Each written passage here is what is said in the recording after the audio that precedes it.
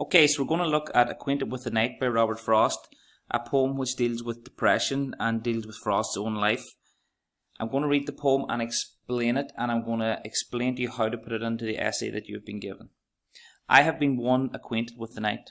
I have walked out in rain and back in rain. I have outwalked the furthest city light.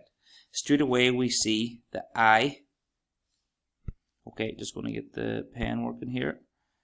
We see the I. Okay, which makes this a very personal poem. He's writing in the first person, and it's about himself.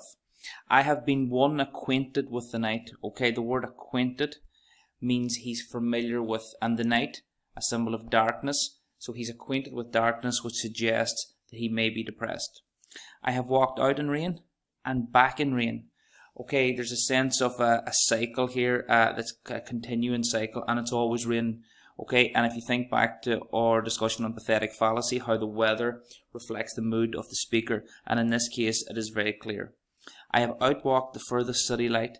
The imagery here is very intense. If you think about light and hope, and light being the symbol of hope, and here he is, he's walking away from light. He's walking into the darkness. Is there a suggestion that he's doing this himself, or is it just the way he is feeling at that moment that all light is disappearing? Okay, you were asked about the scenes that he set. That's a very clear scene of a person walking away from the light. Very symbolic. I have looked down the saddest city lane. I have passed by the watchman on his beat and dropped my eyes unwilling to explain. We see the I again here. Okay, the saddest city lane, even the city sad. Also highlighting the fact that he's in the city, which is very strange for Frost.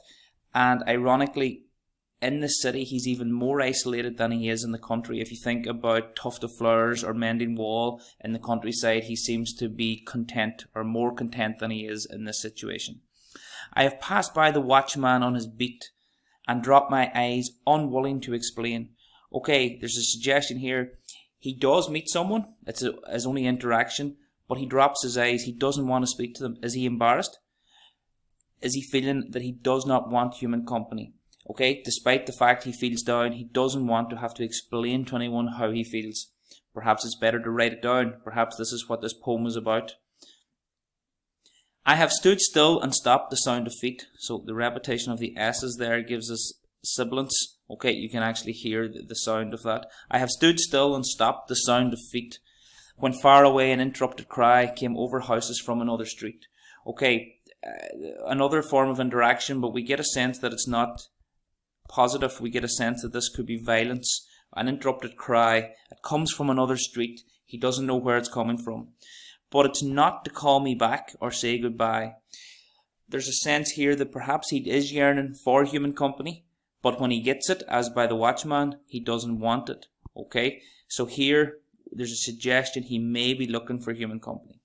And further still, at an unearthly height, one luminary clock against the sky. Okay, so that is a metaphor for the moon, a luminary clock against the sky.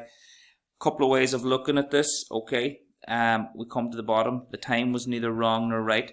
There's a suggestion that time continues. He may not want it to, but time is just continuing for him, and he's unhappy with us.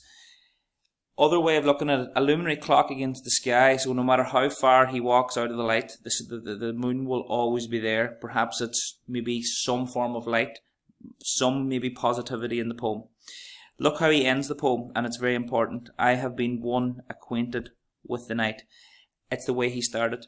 So there's a cycle here, and I suppose if you talk to people with depression, they often tell you that it's a cycle that they're stuck in, that everything remains the same. So he had been one acquainted with the night at the beginning. He's now the same. He walked out in rain. He came back in rain. His life is following a familiar pattern that he cannot escape. Okay, in terms of the style of the poem, we look at the rhyming scheme. ABA. Okay. CDC. EFE. GHG. And II. Okay, in terms of answering the question, it's very clear. You're asked about the dark nature of Frost's poems. Very clear. This is a very dark poem. You're asked about the narrative voice. Also very clear. The I, the personal, the first person narrative. He's telling a story from a personal point of view. The scenery, The scenes he creates, also very, very clear. He has outwalked the furthest city light. Think of the imagery, think of the scene he sets. The watchman on his beat, also very, very clear.